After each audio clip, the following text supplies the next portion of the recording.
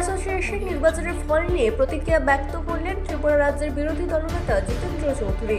Bar association নির্বাচনের ফলাফল নিয়ে কি জানালেন ত্রিপুরার বিরোধী দলনেতা জিতেন্দ্র চৌধুরী, শুনুন।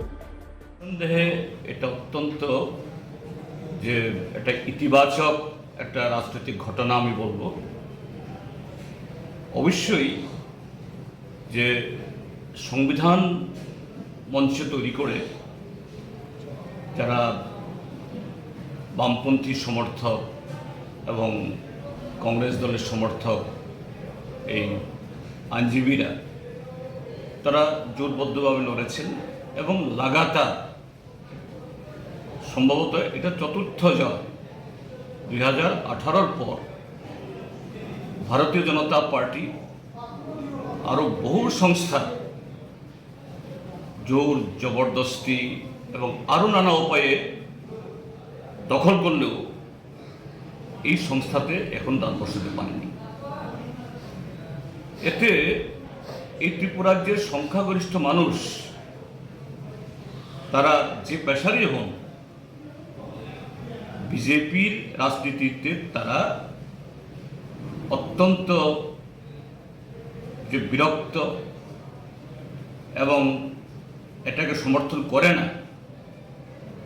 এই ফলাফলের মধ্য দিয়ে যেমন তার প্রমাণ হয়, তার সাথে আর একটা জিনিসও প্রমাণিত এই ফলাফলের মধ্য দিয়ে।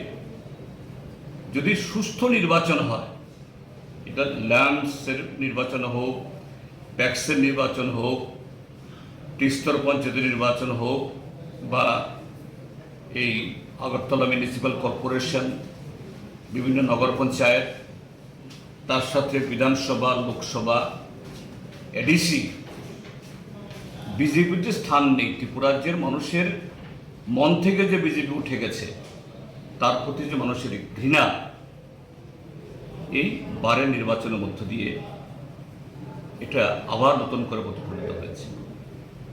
তো আমি বলবো এই ফলাফলের পরিপ্রেক্ষিতে যে সংবিধান মঞ্চ তারা আদালতে দাঁড়িয়ে সংবিধান রক্ষায়, মানুষের গণতান্ত্রিক অধিকার রক্ষায় যে প্রতিনিয়ত এই সরকারের বা শাসক দলদের দ্বারা আক্রান্ত হচ্ছে, তারা প্রতিনিয়ত লড়ছেন এটাকে আরো জোরদার করা।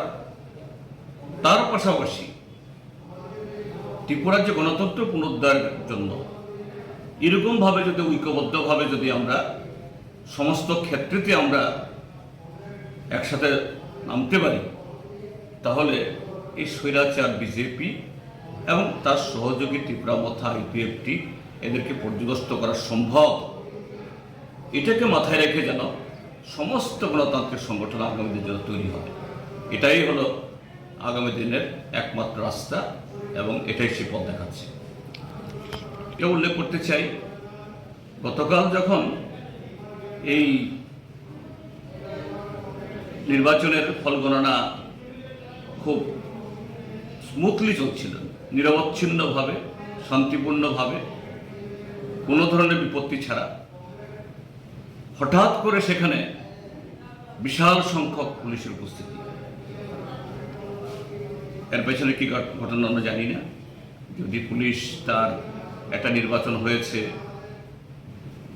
সেখানে এই কি বলে প্রিকশনারি তার মেজার্স হিসাবে গেছেন, কথা নেই।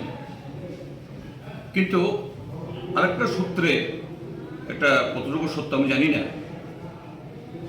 কিন্তু এটা আসছে গতকাল এই নির্বাচনকে বন্ডল করার জন্য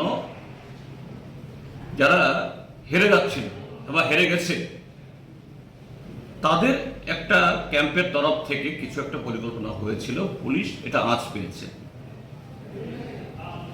যদি এটা সত্য হয়, নিশ্চয়ই সেই জায়গাতে পুলিশের গতকালের ভূমিকা এটা অত্যন্ত ধন্যবাদার্হ।